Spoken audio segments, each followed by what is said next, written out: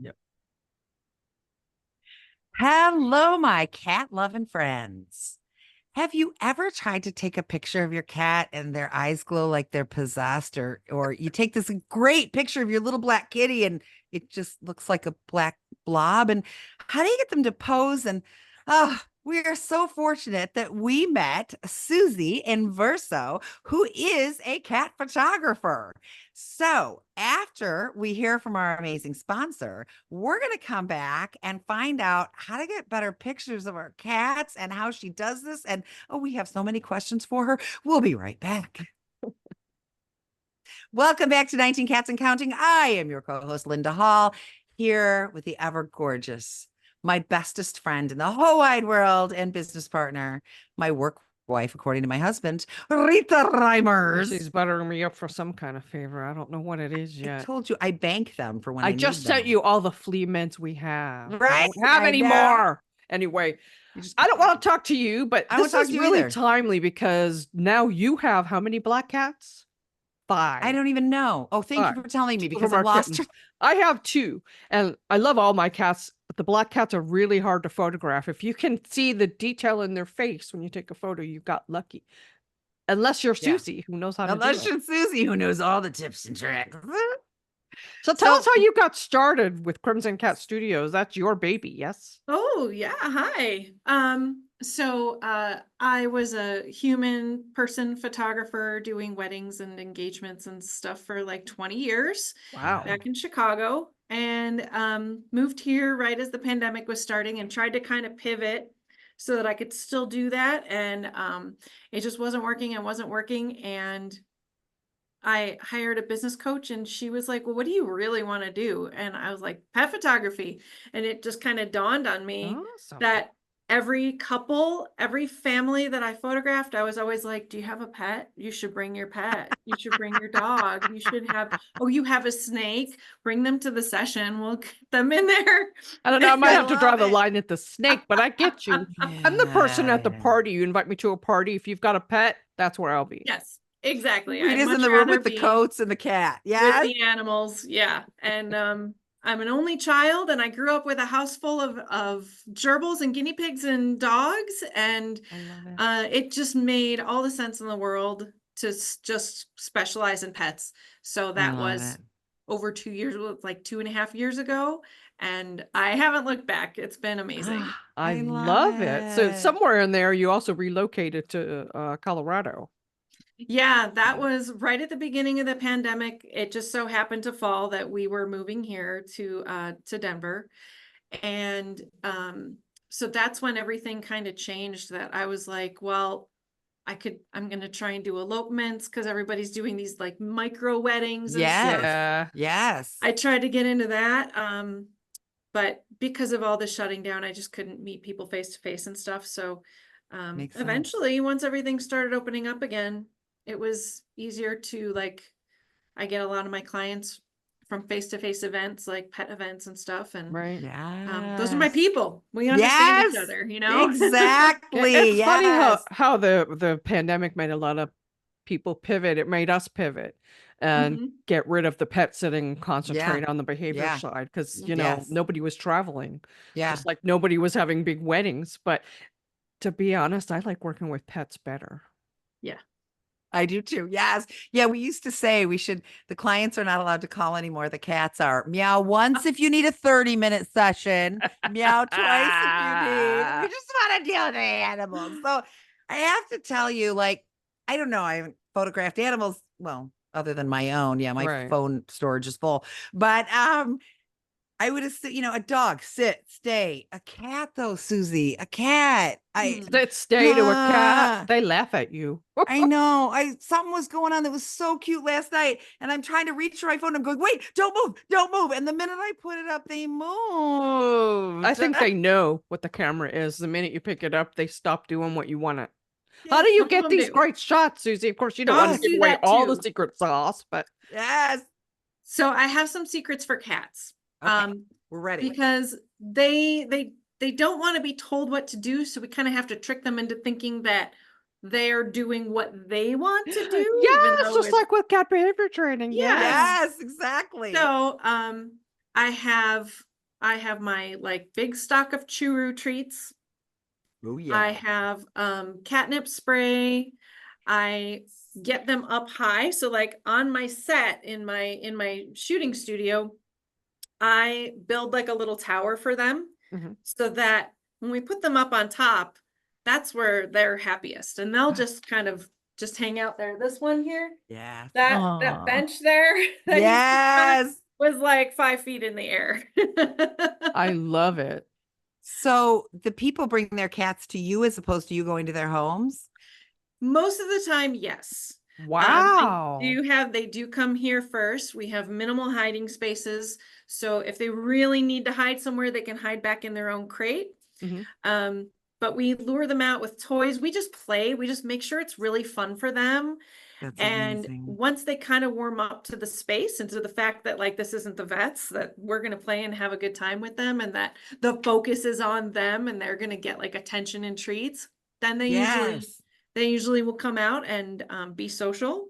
There are definitely like cats that don't travel well. Yeah. And so in that instance, I will come to your home. Okay. Yeah. We had that back before I got into the behavior.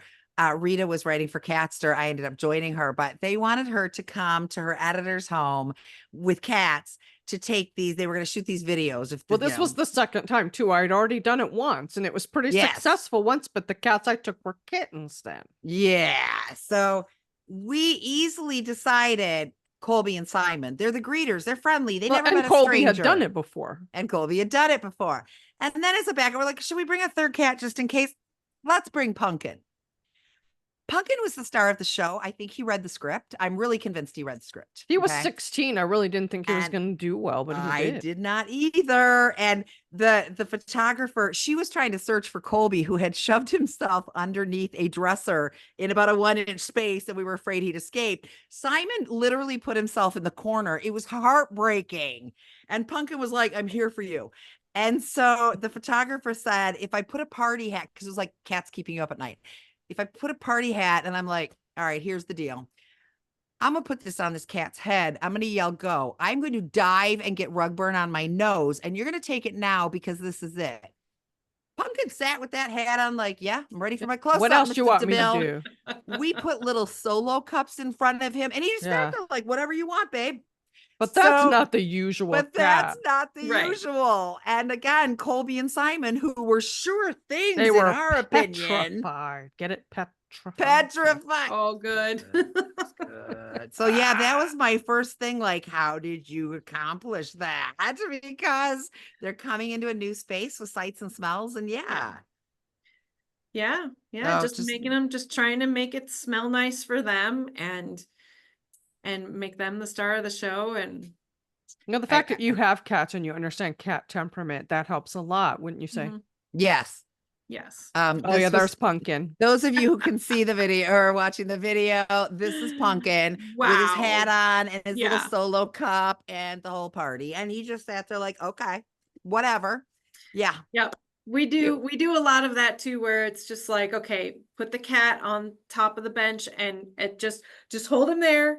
And then when I count down to 3, you let go. And I'm just like, I hit the floor. I swear I had rug burns. I hit the floor so fast because in my mind, we have a 2-second window, if that. Right. Dive, take it, Harrison. And then I was like, oh, guess I got that rug burn for nothing.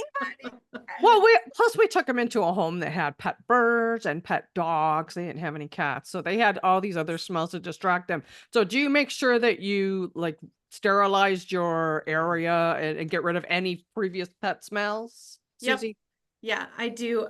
There's probably something left over, like, any place that there's been animals, but I do, I mop and I vacuum and I try and get like all the fur out. Yeah. I use a fabric backdrop at the moment, so I can take it home and wash it. Nice. And I just wash it by itself.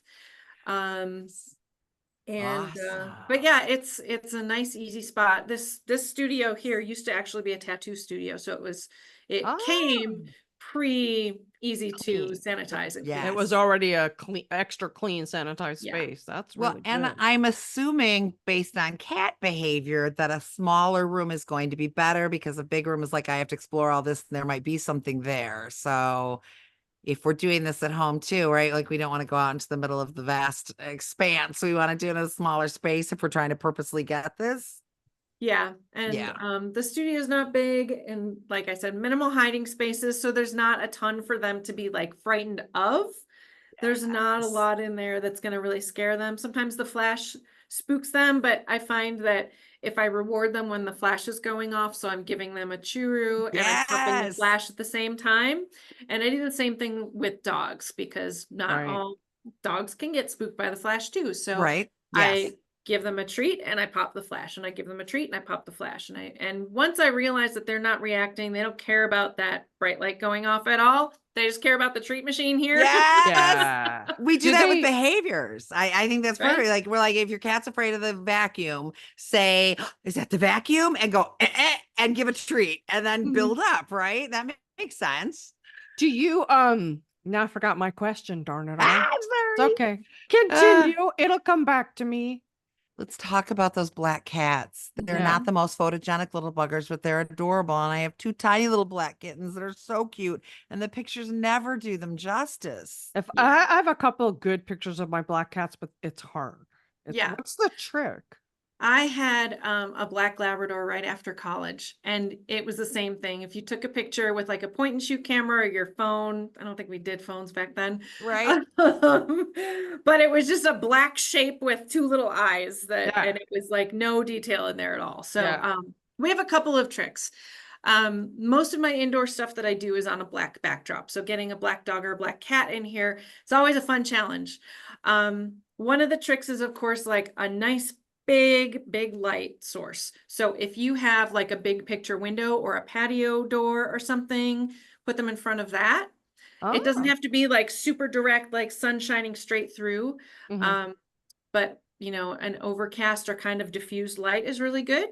Okay. And Awesome. to make them pop off the black backdrop, I actually backlight them a little bit too. So I have like a light that's 45 degrees in front and 45 degrees in back. So they kind of cross each other with the subject in the middle. And that gives them a Nice. little highlight to get them off, Yes. to get them like, That's to awesome. differentiate them from the backdrop. Yes. That's our Yeah, trick that here. has been one of my big frustrations. I don't know why I didn't think of a light in front is when a cat's in the window being adorable in the window seat and I take a picture and I can't, and it's nothing. It's like, is that a cat? Because the light is coming in the wrong way. And it never occurred to me. I just need to put a light in front as well, right? Like, Yep. hey, feel a little special at the moment, but okay. That's why she's a professional photographer and you're not. And I'm not anymore. I used to take pictures. I was a photographer at children's photography studios. I used to do children. Those were hard. I'd rather do cats and dogs any old day. Yes. Do you do a lot of cat and dogs together? Do you have any trouble doing those? Have I done cats and dogs together? More and more think households that these days have both. Yeah. I don't think I have. I did a dog with a bird. Oh, how cool. That was really fun. Sweet. Yeah. Yeah. I Cooper, love Cooper the this. golden retriever and Larry Bird the green cheek conure, and they were friends, like they're friends. Yeah. So the bird would ride around on the dog's back and sit on the dog's head. Just that's Oh, what they naturally wow. did. So we got that. We got a picture of the bird on the dog's head. That's adorable. I always dreamed of having a pro come here and take all 19 cats surrounding me, but that would be impossible, I'm sure. Good luck with Somebody that would many- wander up. I would say Photoshop. We would do a bunch of different poses Yeah, with and every put 'em cat together. and then just No, that's great. composite them all together. That's amazing, though. That's a good answer. Yeah.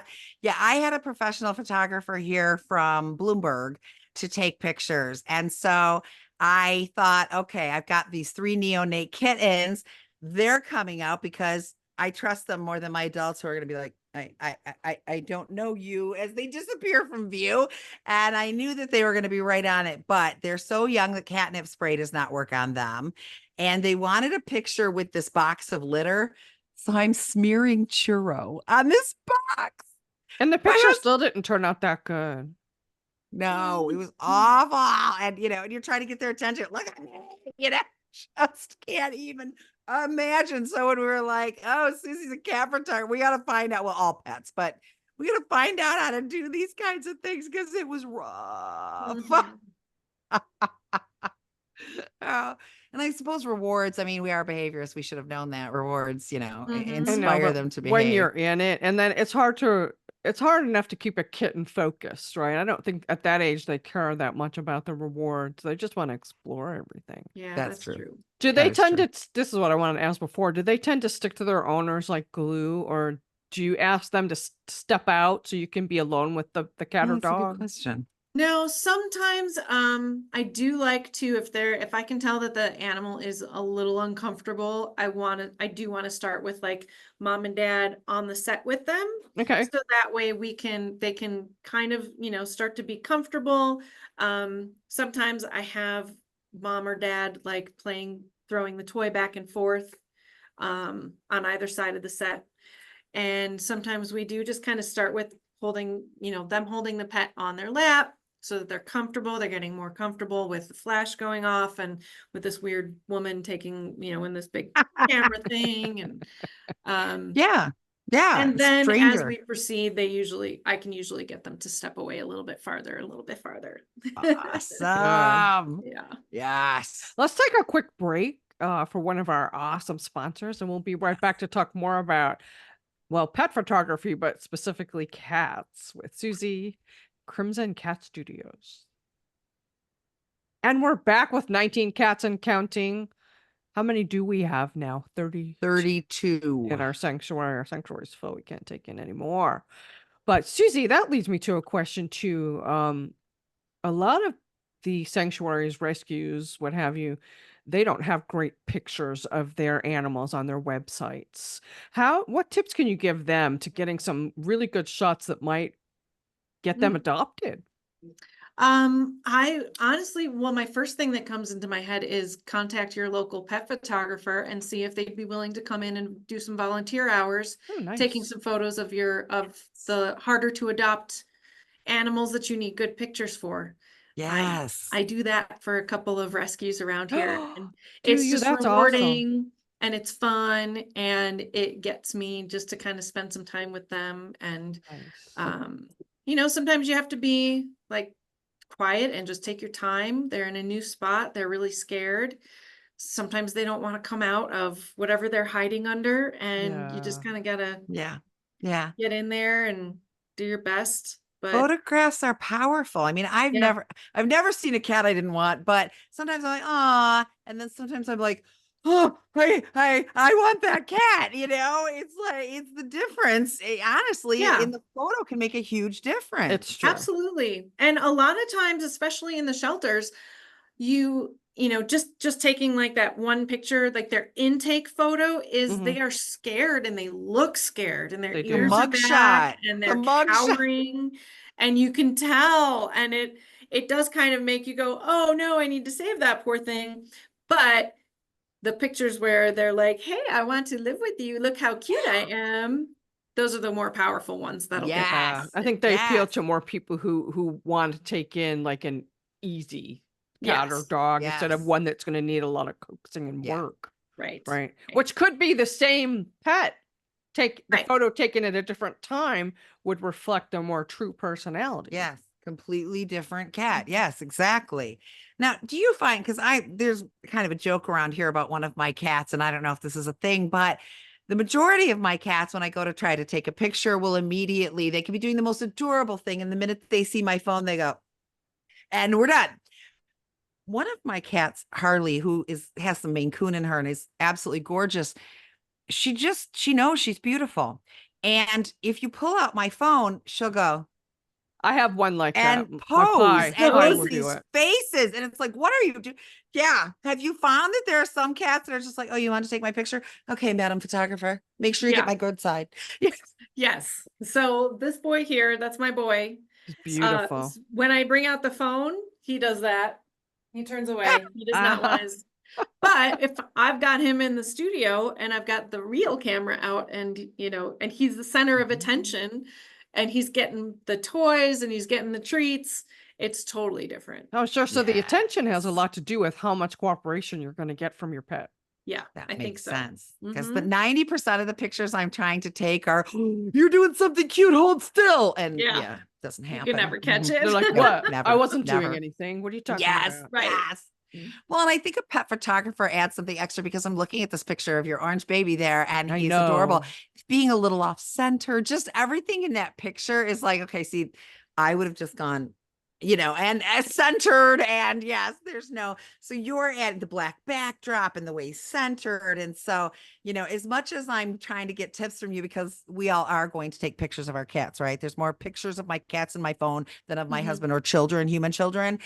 But I definitely do not want to send the message that like we got this, because a pet photographer is going to always be way better.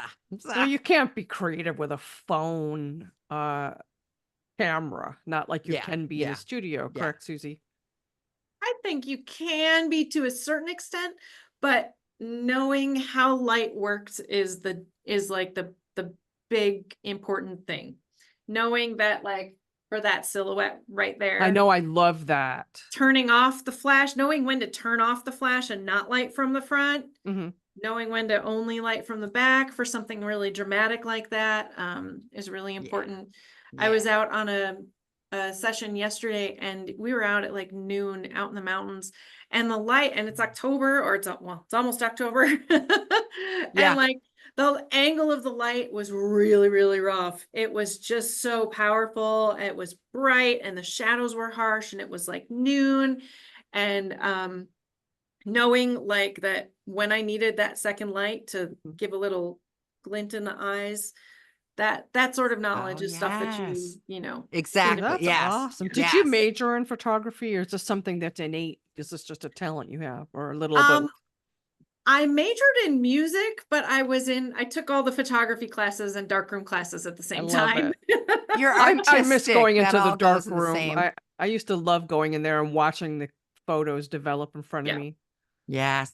Well, and we always talk, when we talk to our clients, we are always talking about how cats are crepuscular and their vision really stinks in broad daylight. They're nearsighted at night. They can't see any better in the dark. And then we always say that's why if you take a picture of your cat in low light, they look like they're possessed and belong in a horror flick. So yeah, that light makes all the difference in the world. Your cat can be doing the cutest thing and might sit still, but if their eyes are glowing and they look possessed, we're not going on the wall. It's just not going to happen. What's the hardest session you ever had? Oh, they all present a challenge of some kind. Okay. All of them do. I did have a cat in here. Actually, it was like 3 cats and a dog. And it was my old studio, which was just downstairs from here, and it was a smaller space, and it didn't have like a dedicated closet. So I had these like fake walls that I had put up. Yeah. That I thought for sure no one can squeeze underneath these fake walls. And one cat got a little too spooked and did get in and thought they were stuck there forever and peed. Oh no. It was it was a very easy cleanup, and I totally understood. It was just like, oh, poor thing. That is trapped in a there high fear response. Like that's high fear. I never even thought about that. Do you have to provide a litter box and things when you've got cats coming in for a shoot?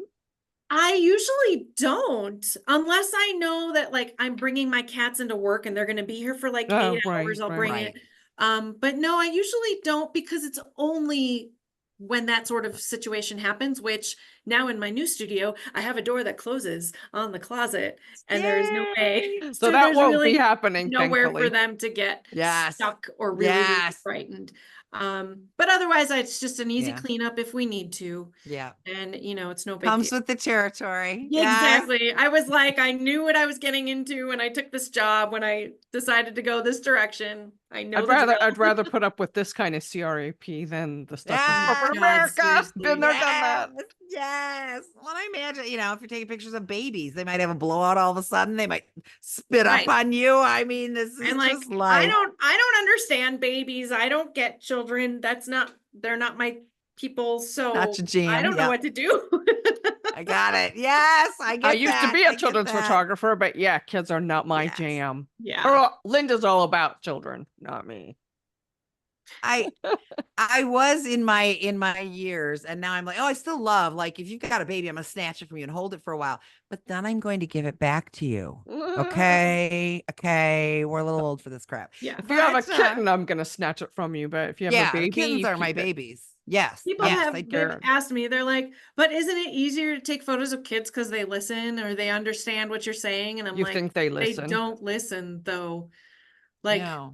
I can communicate much better with a pet, Yeah. with a cat or a dog Yeah. than I I'm can with with a kid. Exactly. Yes, exactly. I'm This with is you. amazing. So I wanted to make sure that we say I was just gonna bring that up. I was just looking up the name. crimsoncatstudios.com. And Cat Fest. Tell us about that. yes. What's coming Oh, up there? yes. Okay. So when I first moved here after stuff had opened back up again in like 2021, I heard about Cat Fest Colorado. And I was like, what is this? And it's just a big like cat festival. In July, they hold it in Colorado Springs, and in November, they hold it in Denver. And Nice. it's perfect because it's right before the holidays. So it's a really great place to go shopping for gifts for your cat Yes. family members or cat loving family members. We're gonna have to Yes. put All this on our sorts of travel list for vendors. next That's what November I was There's a thinking. cat Yes. show. or October. I love this. When There's is the like date? When is it being held? entertainment. When is the date, Susie? The November date 10th? is November 10th. In Awesome. Denver Yes. at the National Western Complex. And it's huge. There's adoptions. If you are a cat shelter, you get a free booth. And Nice. so usually what I do before the show opens up is I go around to all those and I hand out these little coupons, and I'm like, give these to the people who have just adopted a cat, send them over to booth 23 or wherever I am, and we'll do a quick portrait session with the new cat. Nice. And those are the only photos that I take at that show is of the newly adopted.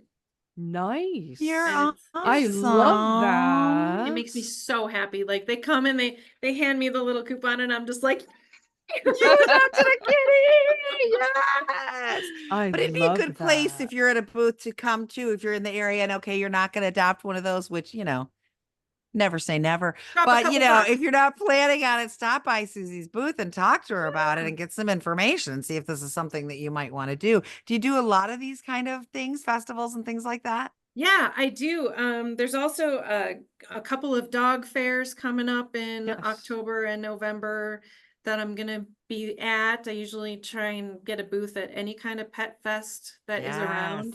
Nice. Because I just like talking to pet people, and I just want to hear about your animals and Yes. see what they're all about. Exactly. Yeah. I love that people get a chance to meet you, Susie, so they can see that your desire to take these photos and your connection to their pets is genuine. Oh Yes. yeah. Yes. Well, and I'm sorry, but animals are the best judges of a human's character. It's true. We often will be talking to a client and we'll be like, well, yeah, I had this boyfriend. The cat just hated his guts, but we're broke up now. And we're like, yeah, you should have listened to the cat sooner. Guess why? Don't Yeah. waste your time. Unlike these women who give up their cats to marry this jerk. I mean, really. We don't. If you had children already, would you give up your children? But now we're getting off to a different topic. We don't want to get into. Anyway, yes, exactly. Yes. So would you suggest, okay, I'm going to grab, my black kitten and take a picture. Is there anything I want to particularly avoid? Like don't do it on that comforter that is mostly white, or don't do it on something that's patterned, or, are there things like that are going to give us better photos? Yeah. I'd say watch a busy background. You want to have a nice, clean background. So, if you've got a wall with a bunch of photos on it, all up and down, or a television in the background, move to a different spot. Yes. Maybe a corner where there's not so much Yes. going on in the background. That's always a good tip. Okay. And get down on the floor, get down at their level. So if they're down on the floor and you're taking a picture from up here, they're going to be a little blob on the floor. So get down with them so that you can see their whole shape and how tall they are, and you're eye to eye with them is pretty much. That's Great the trick of getting the advice. little light in their eyes and the little The little sparkle. Yeah. My son's significant other the other day took a picture of one of my cats, and she did it with the phone, but she turned the phone upside down and put it level. And I was thinking like, about that. I said, Crash, that's the most amazing picture I've ever seen in my life. It was amazing. And she's like, quit taking them overhead, Mom. Quit doing this.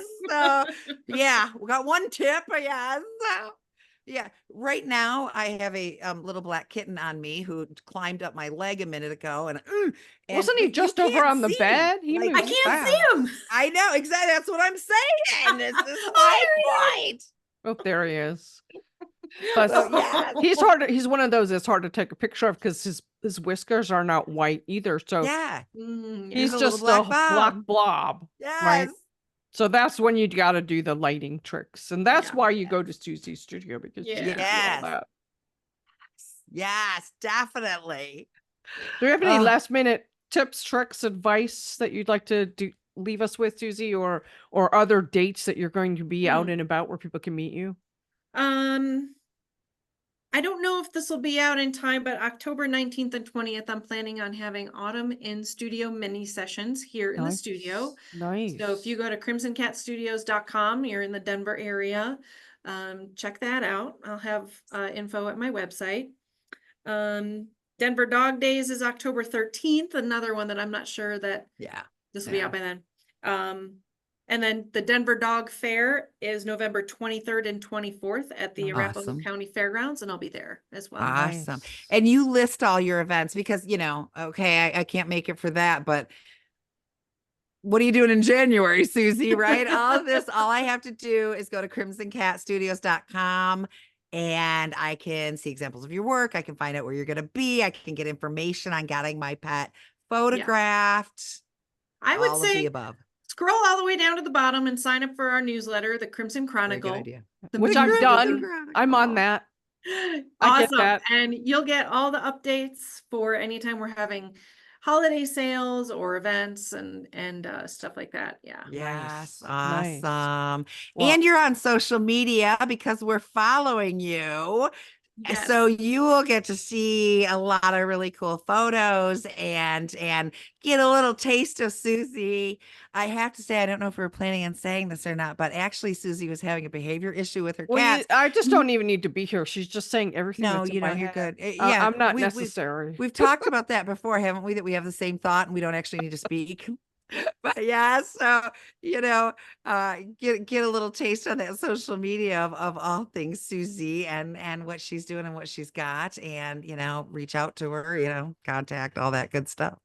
She has two lovable cats of her own. Yes. They're very special. Yes. And everything's going great with them too. We actually did a behavior session for that's weird. Yes. Had a little displaced aggression issue. Yes. And everything seems to be going better. So far, so good. Fingers crossed. Yeah, they are. We have an out of town trip that we were just hoping that they'd be like okay about, and I think it's gonna be all right. But we're gonna just keep on. Yeah, keep safety on with first, the high right? value stuff when they're together, so that they just keep on being in the same room. So that's how I started to say. So we're in the middle of the session and we find out that she's a cat photographer and we just love her. Her personality is amazing. So I send a private message to Rita, like, podcast, and she writes back, yes. So then I was dying to wait for us to quit talking. I'm like, okay, we're done. So Susie, will you come on 19 Cats and Counting? And God bless her, she was like, yeah. So she said, I'm there. We snatched her up. Yeah. But look at you people that when you're seeing the video version, just the beautiful photography on her wall, just a little sample of her photographs. But go to her website, crimsoncatstudios.com, and see all the gorgeous photos. I wish I could take photos like that, and I wish you lived here so you could come and take some photos for us. Who knows what the future will hold? And I'll tell you, even if you don't live in the Denver area and you're not going to use Susie, follow her on social media anyway, because who doesn't want to scroll through pictures of cats and dogs? Right? And especially from a professional photographer, which makes them even cuter. Boost. Yes. Yes. You're having a bad day, get on her social media and look at babies. Thank you so much for being on our show and being the awesome photographer and cat lover that you are. I'm so grateful that our paths have crossed. Yes. Yes. Fun. Thanks so much, guys. Thank you. We really appreciate it. And Linda, of course, as always, thank you for being my ride or die. And Mark Winter for giving us this awesome spot on Pet Life Radio. We are forever grateful, as we are to our sponsors as well. And just don't forget that every day is Catterday. We'll see you next time. Let me stop.